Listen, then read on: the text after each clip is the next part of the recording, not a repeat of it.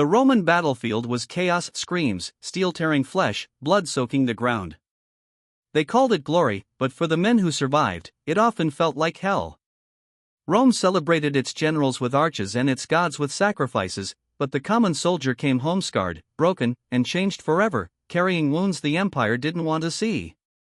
Gladius thrusts, pila spears, barbarian axes and maces tore bodies apart. Arms were severed, skulls crushed, faces disfigured. Roman doctors had little to offer: fire to cauterize, saws to amputate, crude tools with little to numb the pain.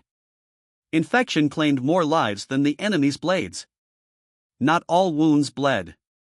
Some soldiers returned with what we now call PTSD, sleepless nights, sudden rage, fear, and isolation. Ancient Rome didn't see this as trauma, but as weakness.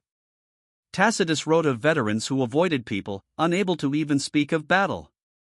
They were alive, but part of them had already died. Every legion camp had a valetudinarium, a military hospital, but it wasn't built to heal in the way we think today. Doctors worked to keep men alive just long enough to fight again. Screams from amputations and cauterizations echoed through the camp. Survival often meant living with lifelong pain. If a soldier endured 20 or 25 years, he could retire with land, money, and sometimes citizenship. But most of the severely wounded never lasted that long. Many were discharged early, sent home disabled, without pension or support. Some found minor work as clerks, guards, or trainers. Others became beggars, mercenaries, or even gladiators, turning their suffering into spectacle for the crowds. Rome built monuments for its victories and its emperors, not for broken soldiers. For every veteran honored with rewards, countless others were abandoned in poverty.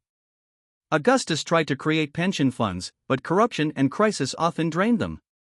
Rome knew how to forge warriors and conquer kingdoms, but it didn't know how to care for the men once their bodies and minds were broken. Its glory stood on the shoulders of men who bled, suffered, and were forgotten.